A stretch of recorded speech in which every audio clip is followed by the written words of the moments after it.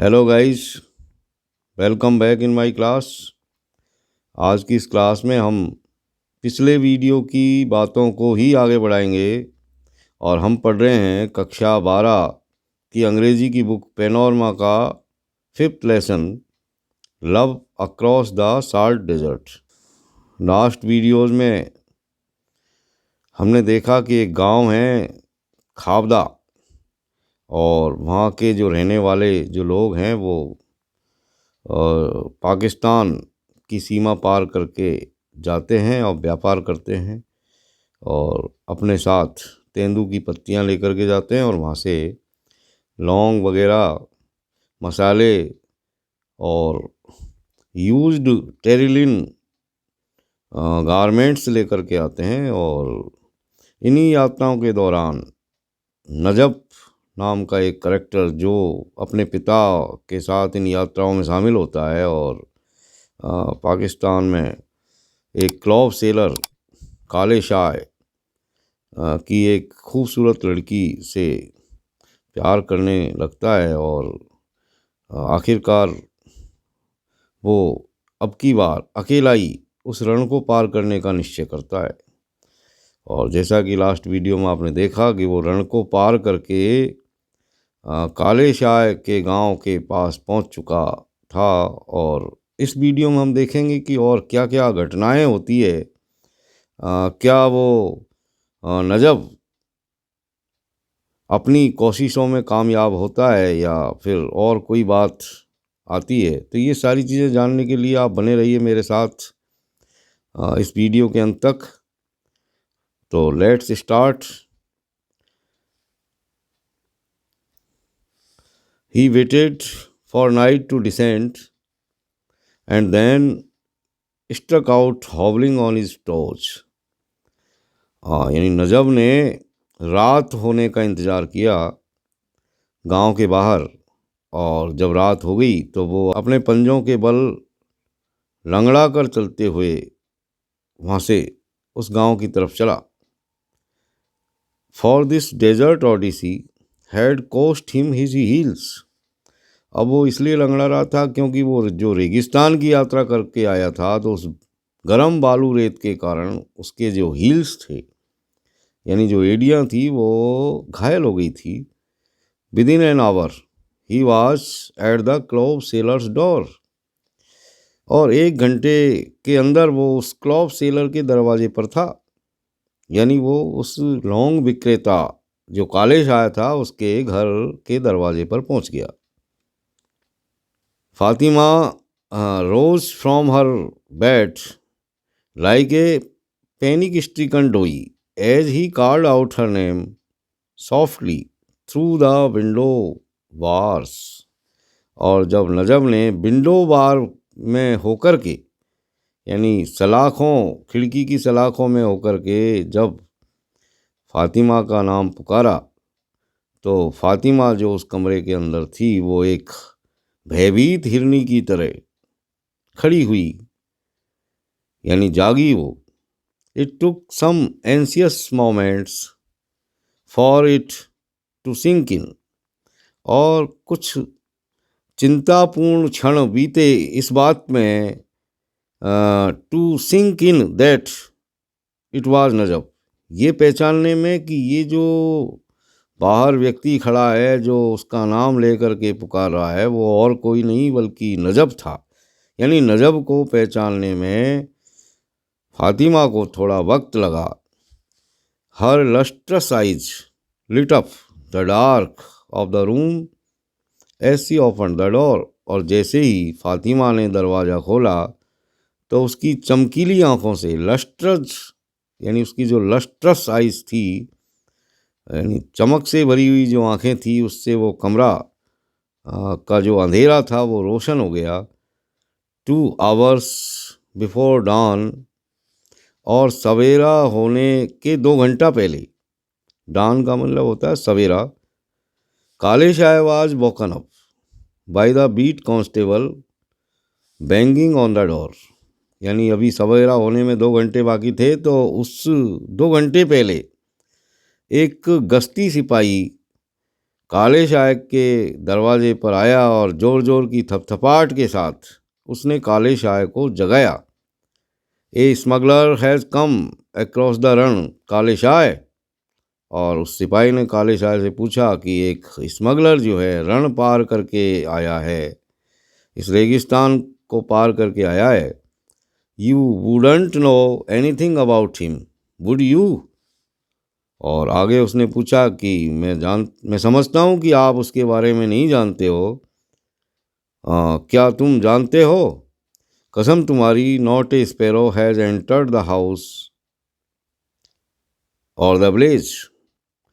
यानी काले शाह ने कहा कि आपकी कसम साहब, इस घर में तो क्या, इस गांव में भी एक चिड़िया ने प्रवेश नहीं किया है। Even the dogs have not been barking tonight. यहाँ तक कि आज रात तो कुत्ते भी नहीं भौंके थे।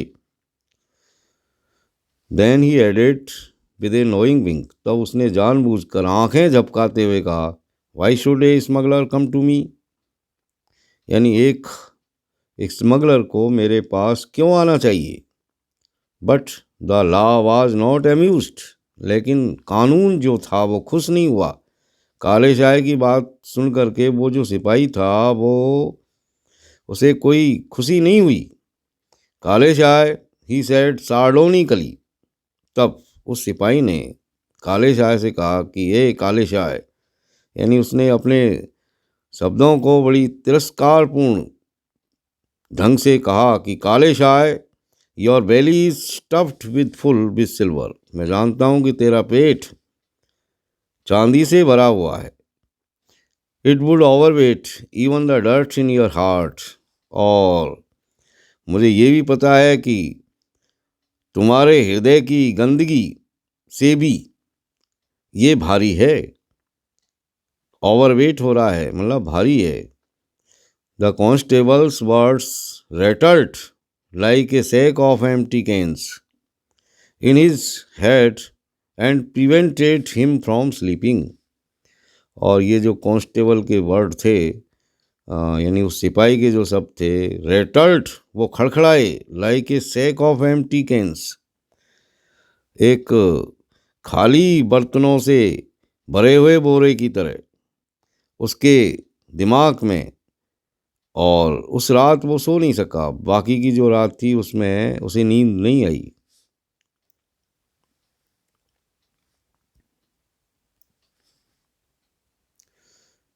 You have a guest, said Fatima as she brought him his tumbler of hot, steaming milk next morning। You have a guest।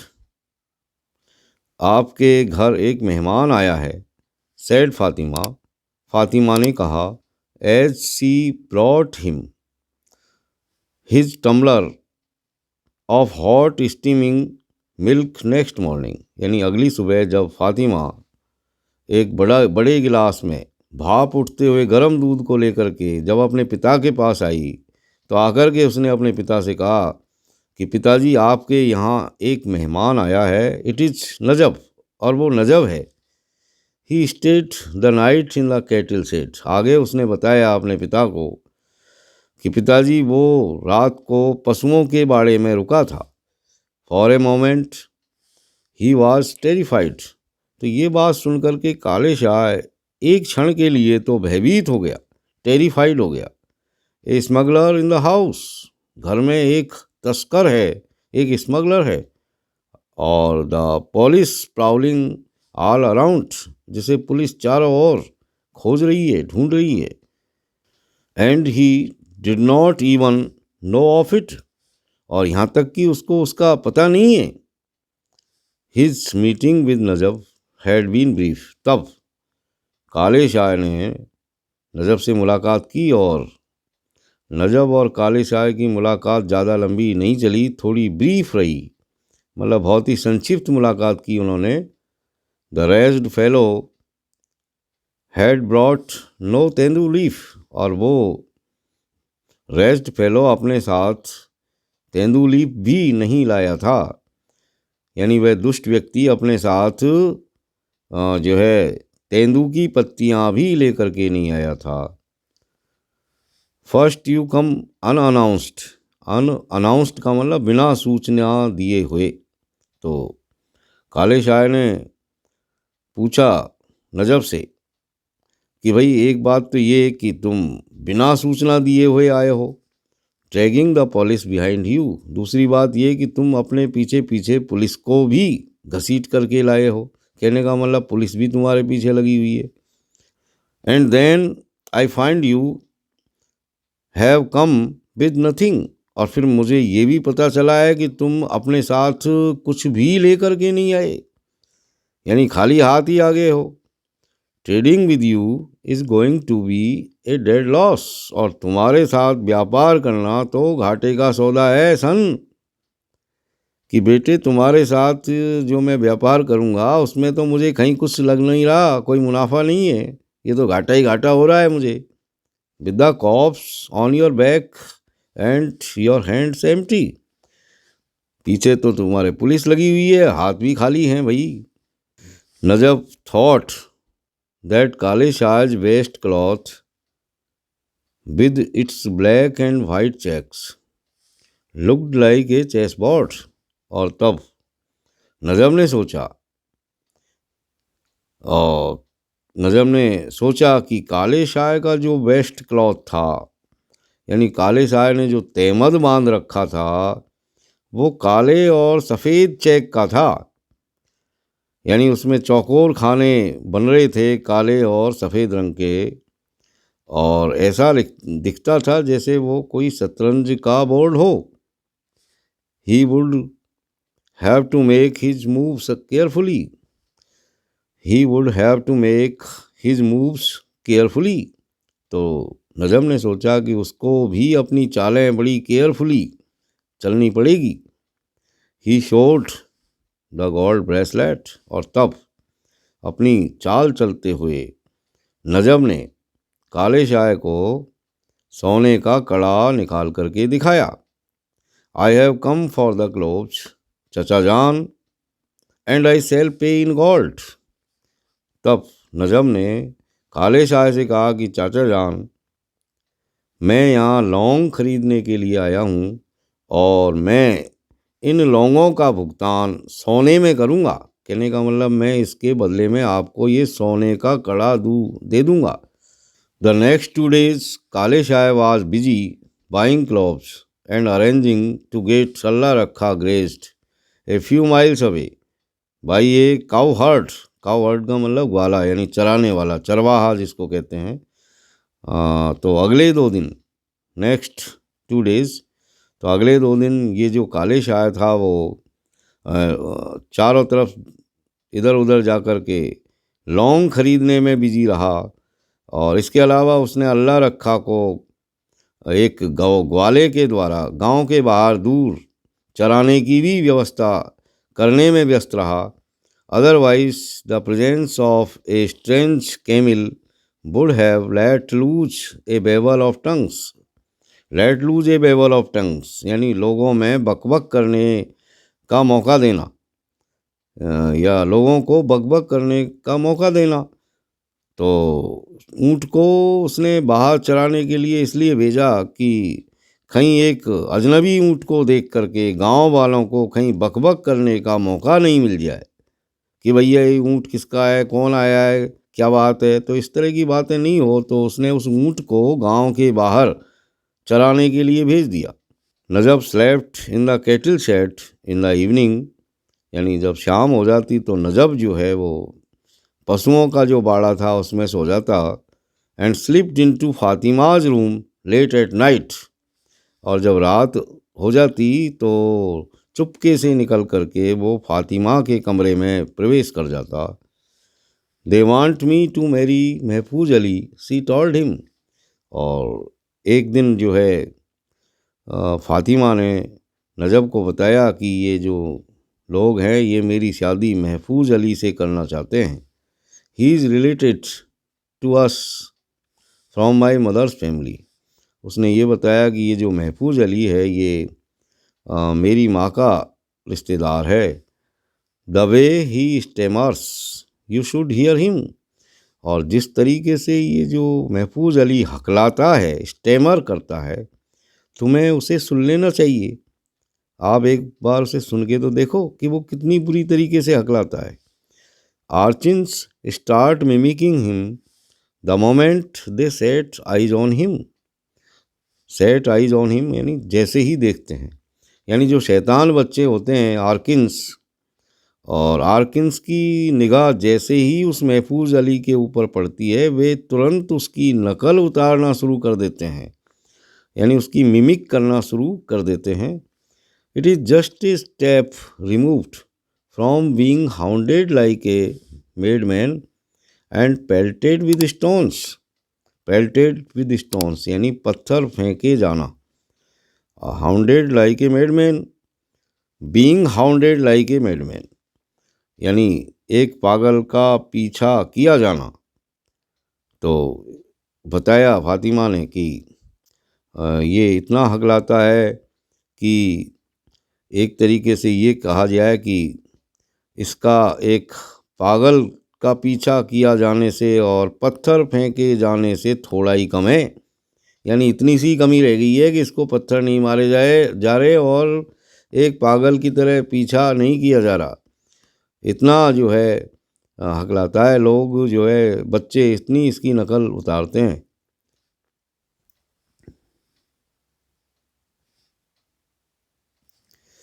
Has it never occurred to you to take a ride on Allah Rakha across the run.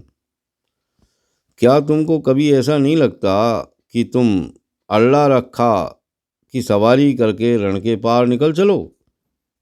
She had kept silent and silence was assent. It was a simple as that. तो जब ये पूछा, यानी इस तरह जब पूछा गया नजब के द्वारा फातिमा से कि भाई क्या तुमको कभी ऐसा नहीं लगता कि तुम अल्लाह रखा की सवारी करो और इस रेगिस्तान के पार चली जाओ, तो फातिमा उसकी बात सुन करके साइलेंस रही, मतलब चुप रही। और चुप्पी का मतलब ही सहमति होता है, असेंट होता है, और ये बिल्कुल सीधी बात है। The first lurch of the camel next evening and they were of. और अगली शाम को झटके के साथ ऊँट खड़ा हुआ और वे वहाँ से रवाना हो गए, यानी नजब जो है अपने ऊँट के साथ वहाँ से रवाना हो गया। He had waited with his camel at the outskirts of the village, और आउटस्कर्ट्स ऑफ द विलेज यानी गांव की सीमा पर उसने इंतज़ार किया अपने कैमल के साथ, अपने ऊँट के साथ। यानी नजब ने अपने ऊँट के साथ गांव की सीमा पर जाकर के इंतज़ार किया। And she had slipped out after her father had started snoring. And she had slipped out after her father had started snoring. और जब उसके पिताजी ने खर्राटे भरना शुरू कर दिया तो फातिमा चुपचाप वहाँ से निकल करके चल पड़ी। The moment was too big for them. और ये क्षण उन दोनों के लिए ही एक बड़ा मोमेंट था, बहुत बड़ा क्षण था। And they did not speak. और वे एक दूसरे से बिल्कुल भी उन्होंने बात नहीं की। It was only in passing that she thought of the village she was living for good. और जब वे वहाँ से गुजर रहे थे तो उसने अपने गांव के बारे में सोचा जिसे वो छोड़ कर के जा रही थी। As for quitting one country and entering another. किसी व्यक्ति का एक देश को छोड़ करके दूसरे देश में जाना। She never gave it a thought. उसने इसके बारे में कभी भी नहीं सोचा था। Where did one have the time for Pakistan and Hindustan. Where did one have the time. किसी के पास समय कहाँ है पाकिस्तान या हिंदुस्तान के बारे में सोचने का। When one was eloping with one's love, जब कोई व्यक्ति किसी दूसरे व्यक्ति के साथ प्रेम के साथ जाता है या उसके साथ चला जाता है, या जब कोई एक व्यक्ति अपने किसी प्रेमी के साथ या अपने प्यार के साथ भागता है और क्रॉसिंग द डेजर्ट और रेगिस्तान को पार करता है, विच डिवाइडेड बहुत physically and symbolically the two countries. रेगिस्तान जो कि भौतिक रूप से और प्रतीकात्मक रूप से दोनों देशों को विभाजित करता है। For her it meant just a shift in dialect, और फातिमा के लिए तो ये बात सिर्फ इतनी थी, सिर्फ ये कि एक देश से दूसरे देश में जाने का मतलब उसके लिए सिर्फ ये था कि सिर्फ भाषा में बदलाव होना। शिफ्ट इन डायलेक्ट यानी भाषा में बदलाव, बस इतना ही वो समझती थी कि भाई भाषा में बदलाव हो जाएगा और कुछ नहीं, भाषा बदल जाएगी।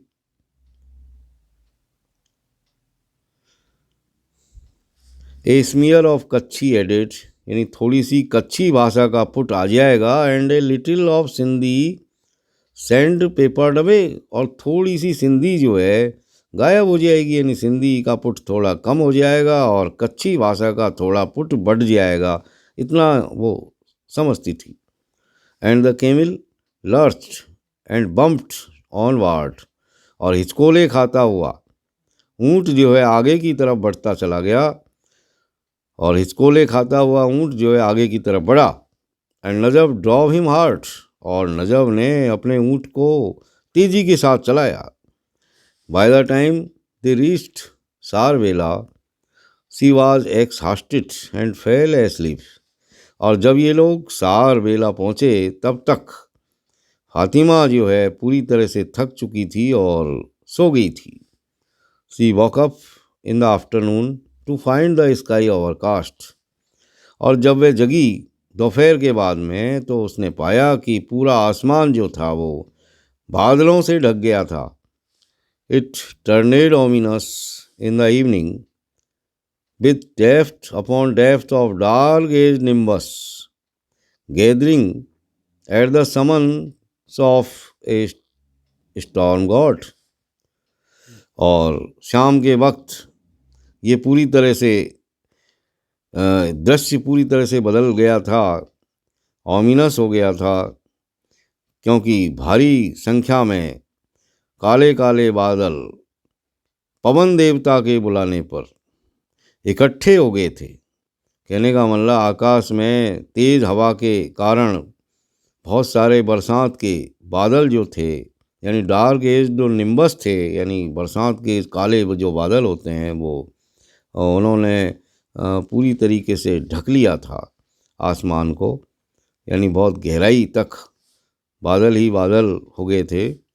Another night they journeyed facing the wind, और अगली रात भी उन्होंने अपनी यात्रा को जारी रखा।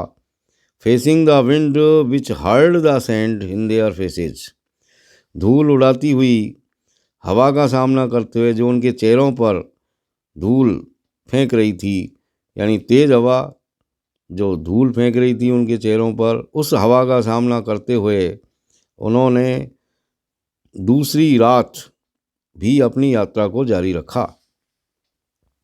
एज दे नियर्ड खावदा, और जब ये लोग खावदा के पास आकर के पहुँचे, यानी अपने गांव के पास आकर के पहुँचे, द थंडर स्टार्टेड ट्रोलिंग, तो तूफ़ान शुरू हो गया, यानी बरसात शुरू हो गई। एंड रिवर्बरेटिंग अक्रॉस द स्काइज, और उसकी गूंज आसमान के आर पार सुनाई दी। कहने का मतलब बहुत तेज़ तूफ़ान के साथ बरसात आई और बिजली चमकने की, गरजने की आवाज़ जो है आर पार पूरे आसमान में सुनाई दे रही थी।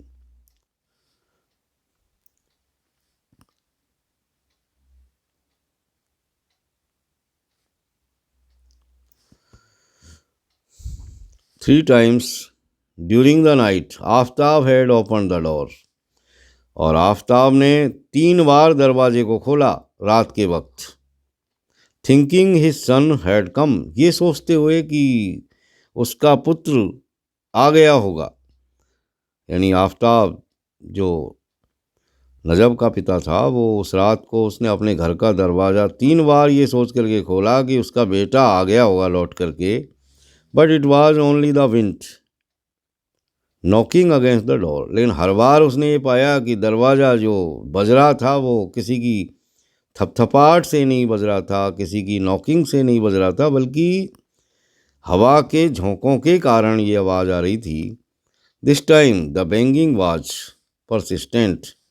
लेकिन इस बार जो बैंगिंग हो रही थी दरवाजे पर वो परसिस्टेंट थी, यानी थपथपाहट की जो आवाज़ थी वो लगातार जारी थी। When he unlatched the door, और जब उसने दरवाजे को खोला तो ही फाउंड अल्लाह रखा sharing away from A streak of lightning.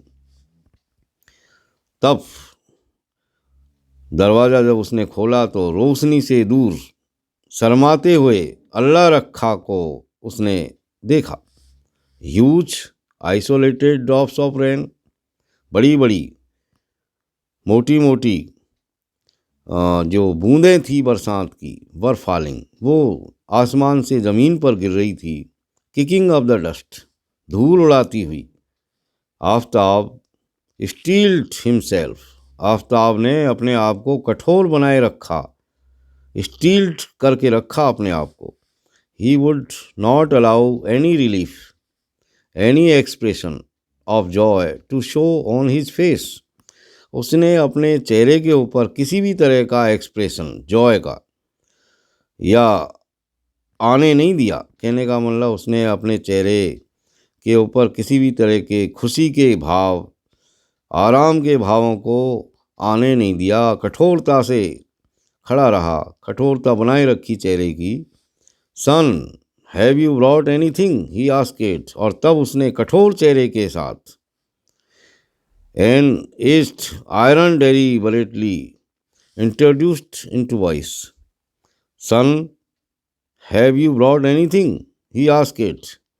N edge of iron deliberately introduced into voice. Deliberately यानी जानबूझकर अपने आवाज़ में एक कठोरता बनाए रख करके उसने पूछा अपने बेटे से, नजब से, कि बेटे तुम अपने साथ कुछ लाए हो? Yes, he replied as he ushered Fatima इन।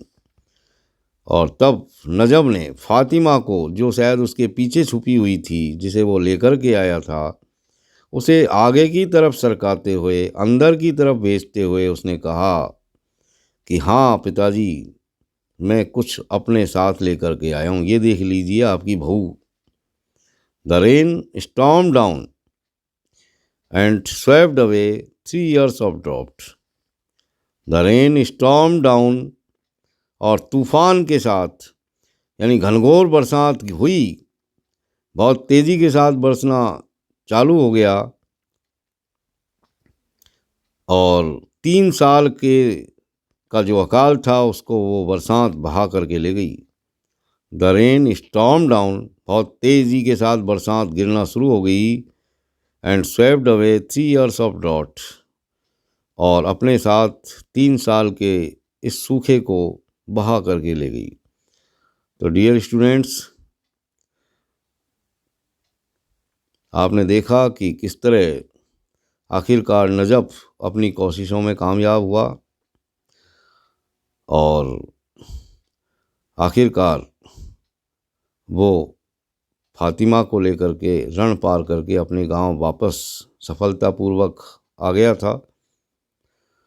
तो dear students, that's all for today. See you again in next video. Till then, keep watching my videos. Thank you very much.